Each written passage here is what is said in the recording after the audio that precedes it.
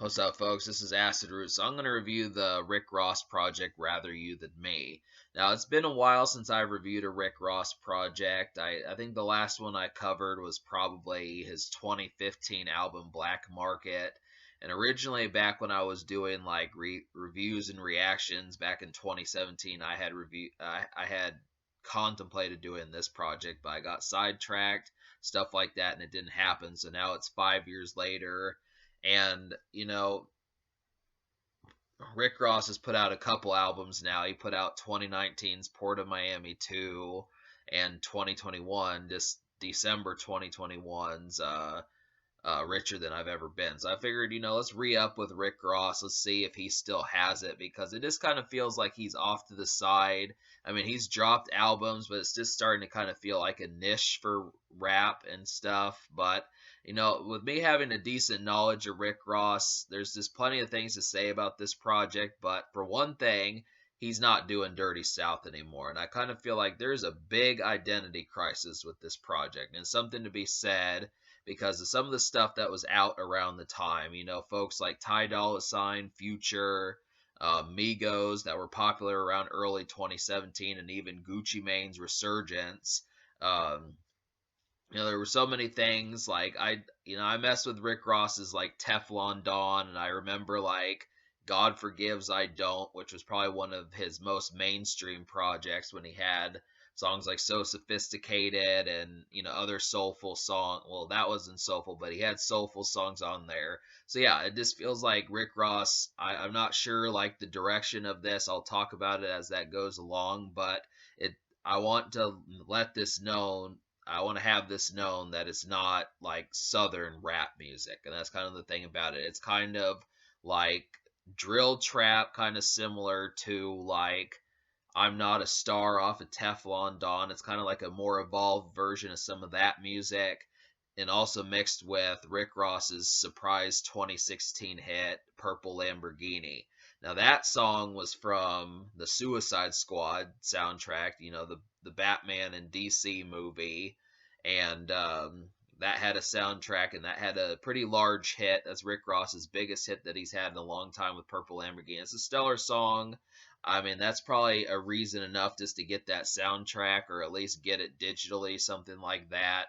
But there are songs like that on here, like Dead Presidents and that sort of thing. So I was glad for that. And but really, I feel like this album is kind of misleading just because there's only really like four trap or drill type songs on this project. Just about everything else is soulful. It's a whole different kind of vibe. It has a lot of elegance, a lot of sophistication, a lot of class, that sort of stuff. It's highbrow type stuff on here, and it's interesting to kind of say that just because you have to look at it. I mean, Rick Ross was typically like a rowdy dude, but he kind of controls himself this time around. So that's something to notice. If you want like him on like his Teflon Dawn or Trilla type stuff, or even Rich Forever, his free mixtape that kicked ass, there's not much. There's not much in that supply. There are more singles than I thought there'd be, but like I said, it's very trim. So the lead single is I Think She Like Me, which kind of samples a different song. I don't really know where the original sample came from, but I do remember another rap song that sampled it, which was Ice Cube and West Side Connections, Gangsters Make the World Go Round. So it has a similar beat to that song. That's kind of an under-promoted song. I mean, most people will talk about like Bow Down, but that was the follow-up single to that. So it's similar to that song. Pretty good. Just real mellow, not in your face, laid back, just kind of not even smoke a blunt type stuff, but just a real lazy song. It just felt strange that Rick Ross would even do that song, but I liked it. And Trap, Trap, Trap was, I mean, I'm surprised that that was a single also. I mean, it was kind of trying to get the vibes back from like Purple Lamborghini, but I probably would have went with Dead Presidents. That was the better song. Um, I felt like that's the rougher beat, the more uh that's the more aggravated stuff on there, better just overall feel towards it. And but I did like Trap Trap Trap, had Young Thug on there, Wale, it's kind of interesting to see Wale on that type song. But yeah, to talk about a couple other these, She on My Dick and then Dead Presidents. So those were the promo singles. Both of, I mean, all three of this. I mean, Rick Ross knew that that's what people probably wanted from the singles was just more stuff like Purple Lamborghini. So that kind of benefited to kind of get more songs in that vein. But I really feel like the only song that really comes close to the velocity of Purple Lamborghini is basically Dead Presidents. Now, She on My Dick is close. I mean, it sounds like that would be kind of like a song for the ladies, but it's not. And yeah, so that's kind of the rougher one. But I would have to say, in the order of the singles, I'd order it in terms of my favorite: Dead Presidents, I Think She Like Me, She on My Dick, and then Trap, Trap, Trap. But obviously, I mean, mileage may vary. I may wind up liking different ones, but that was, as I reviewed this, that was the order pretty much what I would go to from that sort of thing. But surprise, I don't know. I just felt like I Think She Liked Me kind of somehow hit home, and which is surprising just because Rick Ross is not a typical song for him. But yeah, all right. To talk about the rest of this project, like I said, the only other like kind of drill type song is just Summer 17 with Yo Gotti, and that's really about it. Like so many of these songs, Maybach Music 5, Triple Platinum, Lamborghini Doors, Game Ain't Based on Sympathy, Powers That Be, Santorini Grease, Apple of My Eye. Basically, over half the project is very, like I said, has that elegance about it. And you know, to be fair, I don't want to sound like I'm complaining about this because I've seen Rick Ross pull this off in the past. If you listen to a song like Amsterdam off of his God Forgives I Don't, or if you listen to like his single from Teflon Dawn, Super High with Neo, he has the ability to do these type songs. He started working this out and was able to kind of get this down early in the 2010s, and it's kind of like, I mean, I don't feel like it was as good as it could have been on this project, but I like the attempt as far as saying, so many people will say, oh, we need more soulful Rick Ross. Well, here's your album for such a thing, because over half the album is that way. But I don't know. I mean, really, the soul is not quite as endearing as it needs to be, and that's the problem. I mean, I can stand soulful music, stuff like Isaac Hayes, Marvin Gaye, those type people, just in a more recent time period. But I would have to say, probably the best of the soulful songs on here was Game Ain't Based on Symphony. Has a great saxophone type tune, just real melodic, easy to kind of lounge to and have that sort of stuff. And I also felt like Apple of My Eye was pretty good also. I kind of thought, I'm trying to remember how that one went. I really like the singing on there. Raphael Sadiq, something like that. He was an R&B singer, so he did a good job there. But like some of these, for example, to kind of talk about some of the ones that don't work that well.